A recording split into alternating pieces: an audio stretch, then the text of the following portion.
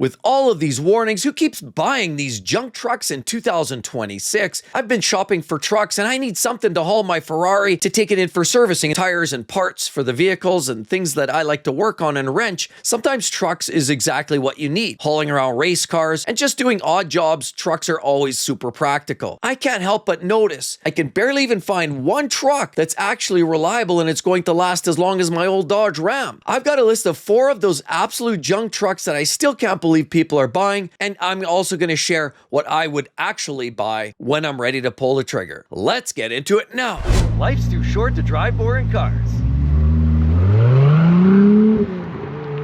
I first started with Ford, thinking Ford has something for me. Well, you know what? Maybe the Ford Coyote with the 5-liter V8 might hit the bill. But unfortunately, even that with the wet belts, and unfortunately, it's the transmission that's the big issue for me. The fact remains is even Ford doesn't necessarily have a great truck right now. With the 10R80 automatic transmission means they're up to here with recalls, catastrophic transmission failures, jerky shifting, all kinds of strange driving oddities. On top of it, with engines like the 2.7-liter turbocharged EcoBoost V6, as well as the 3.5-liter V6, they don't come without their troubles. Of course, we have issues with cam phasers, oil consumption, turbocharger failures, and as well, even carbon buildup means a lot of these trucks are just high maintenance. Now, I know people that drive a lot of these and they stand by their Ford, and I will say one thing for Ford, you know what, the bodies and the aluminum bits and pieces means that corrosion is less of an issue. They're attractive looking trucks and they're well outfitted, but unfortunately, there's way too many issues with the 10R80 transmission means that you're constantly worried about recalls,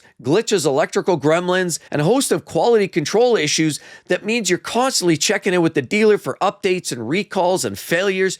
And I don't need that kind of trouble when I'm out chasing around, driving long distance, trying to get from A to B. I don't need to worry about the latest recall or catastrophic engine failure. Who needs that? On top of it, with a sticker price that starts around $38,500 and up, they're not necessarily exactly cheap. I think about the truck I own today, and when that was brand new, it was basically barely over $25,000. Boy, have things changed. But if it's not bad turbos or engine issues, or even the transmission that's slipping or juddering or needs an update, there's other issues, like the instrument cluster that glitches, fails, you lose your display, no speed or warnings, pretty much all gone. But it's still that random downshift, that unexpected downshift that will take you by surprise, driving down the road, doing a $120, next thing you know, the thing locks up because the transmission says, hey, downshift. We also can't forget some of the early generation 2.7s, 3-liter turbocharged EcoBoost engines that they have those intake valves that were dropping. Big issue there. And it just, to me, it speaks to me of quality control challenges that I'm not interested in taking on. That said, with some of the resolutions looking like reprogramming the PCM and a few little software changes, the transmission is always going to be a little bit of a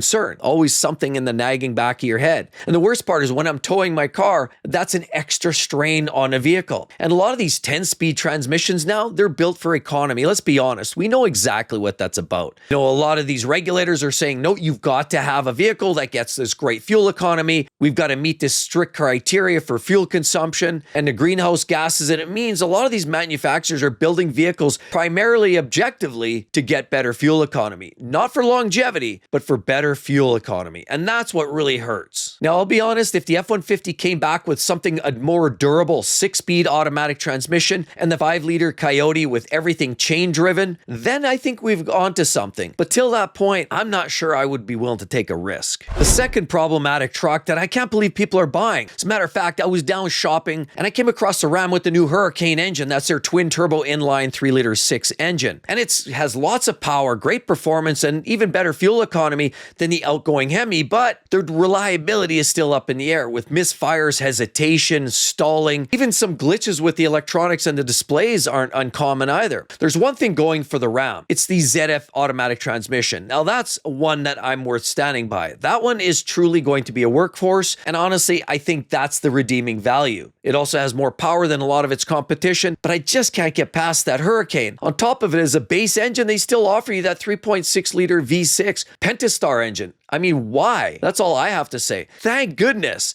Ram is finally starting to bring something better again that a lot of customers wanted. The Hemi that went away a couple of years ago, guess what? They're bringing it back. And that might in fact be the engine that Ram needs to do to bring them back out of the woodwork. As a matter of fact, when I test drove that truck, they literally told me, and you've heard the CEO of Ram said that they're extending the engine and drivetrain warranty out to 10 years because people are skeptical. It's a new drivetrain. There's all kinds of that teething issues and problems and drivability issues, oil consumption, and just the general fear that turbochargers in a 6-cylinder engine in a full-size truck just doesn't seem to meet the criteria. But I know some people seem to be satisfied with them. Some people seem to be happy, but it's still a big risk. With driver assistance programs failing and driver display pretty much blanking out, these aren't uncommon factors. And even a simple software update can fix some of these issues. But what isn't so simple is when these engines blow, and there have been cases related directly to the Hurricane engine blowing up. I mean, a lot of people complain about the old Hemi tick with the 5.7 with some mileage. They didn't get enough oiling at the top, and they started tick, tick, tick, tick with some miles and with some age. But I'll take the Hemi tick over a catastrophic engine failure any day. And where the Ram starts at around $40,000,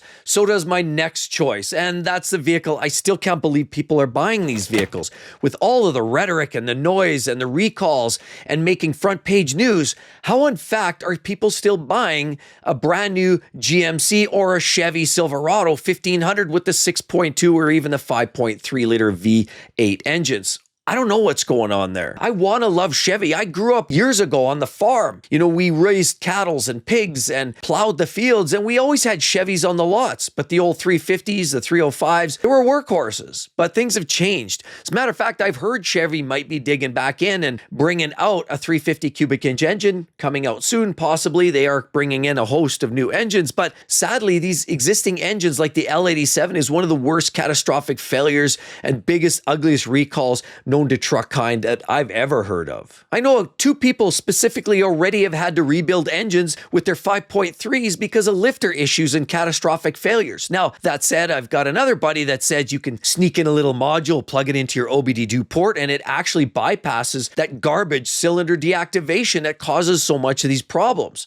But unless you do that, you're guaranteed to have some issue. As well, the transmissions seem to be somewhat problematic. Again, 10-speed autos and Chevy, GM, Ford, they're all having issues. Seems like Ram is really the only one with a decent transmission of the big 3. The 6.2, you know that L87? Wow. Don't even get me started. Now they've actually had to go and they do these deviation tests. They have to change the different type of oil and go with a heavier grade of oil because the thinner oil was shearing and there was allegedly issues with the cranks and the rod bearings and the engines tearing themselves from bottom to top and top to bottom. A lot of them were outsourced with parts that were coming from Mexico, and allegedly even the polishing and finishing of the crankshaft led into a premature engine failure. Who needs that? And there's way too many. As a matter of fact, a recall that exceeded 600,000 trucks with the L87 engine were notoriously problematic and a high likeliness of catastrophic failure. Why? And as much as I love the over packaging of the Chevy and the GM products, I truly do believe it's the nicest package of the bunch. It's a great truck. They're attractive. They have good power and performance, and one of the few that still offers a true V8 engine, and they've never really given that up. But it just pains me to think all of the issues with the transmission and engine problems, I'm not willing to take the risk. I can't believe people continue to buy these trucks under the current circumstances. Number 4, unfortunately, I hate to say this, I really do. Toyota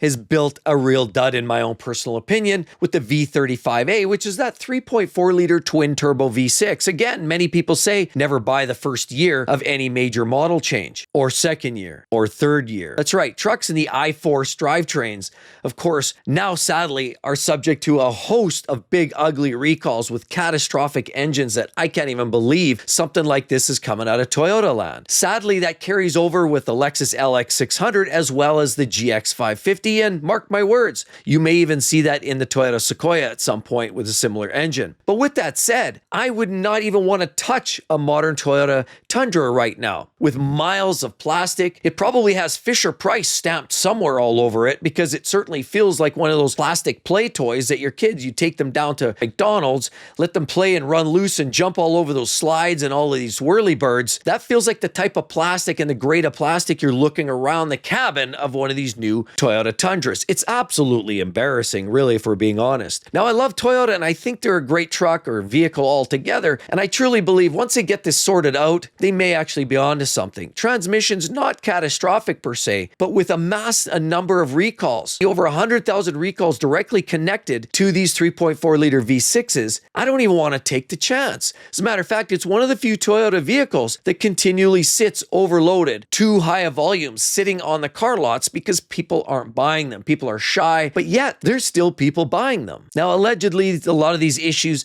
seem to be this transition in tooling, and all of a sudden there's allegedly people talking that it had something to do with particulate in the machining, and a particulate was sailing around through the oiling passages and get caught up in bottom end rod bearings. Next thing you know, it overheats and it starts to create a problem, breaks it down, and you wind up either spinning a bearing or taking out an engine altogether. And initially, Toyota was changing out short blocks, and now it's at a point where they're doing full-on engine swaps in many cases. But honestly, it's just way too risky for me. I'm not impressed with the interior. I like the exterior look of the vehicles, and they certainly have more punch than the outgoing 5.7. But if we're being honest, if you really want a Tundra, you've got to backdate. Go with something from like 2021 model years with the 5.7. Then you've got an engine that's going to last forever. The only downside with the 5.7 is they drank gas like it was going out of style. Sadly, that's the drawback with the older Tundras. The new Tundras, I wouldn't touch them with a 32.5-foot pole. So it seems like I'm being a little bit of a smartass, and maybe I am, but honestly, I need something that's reliable. And if I'm going to shell out $50,000, $60,000, $70,000 for a new truck, it better damn well be reliable. And it's definitely got to be up to the task of towing my cars around and doing my chores and duties. And a truck should run 300,000, 400,000 miles. My old Ram is still trucking along, starting to get rusty, but you know what? Maybe it's time to step into a new truck. It's so hard to find something quality these days, and so that leads me to a couple of options. The outgoing, just slightly discontinued Nissan Titan that actually uses that 5.6-liter V8 engine with a 9-speed automatic transmission. That said, they're not perfect either. There's been words about some premature transmission failures, bore scoring in some cases, drivability issues, and they do seem to be connected with a lot of an elevated number of warranty claims. That being said, I know several people that are driving a new Nissan Titan, and they love it. It's a great, strong engine, powerful, it looks unique, and it's a little different than everything else on the market. So for that reason, I would consider one. I'd have to drive one. That's one that I actually haven't taken for a rip yet. Please do drop in the comments section if you'd suggest a Nissan Titan. I'd like to hear your thoughts and experience if you have any of that. But the other one, of course, that I would buy would likely be the revised Ram 1500 with the Hemi. Hemi and only the Hemi is the only Ram and the 8-speed ZF that I would buy. That would likely be the only truck I would keep on the radar. So when it's time to pull the trigger and buy that new truck, looks like Ram is the way to go right now. Wait till Chevy's come out with that new line of engines. We'll see. We'll talk again. But I truly do believe a truck should come with a V8 engine. With all of that said, be sure to check out right there the little trucks, the best small trucks you should buy and the only small trucks you should buy. As well, if you're looking for something a little sportier, right there. I've got you covered on the luxury segment. Hope to see each and every one of you real soon. Everybody have a lovely day, and we'll talk to you then. Bye-bye.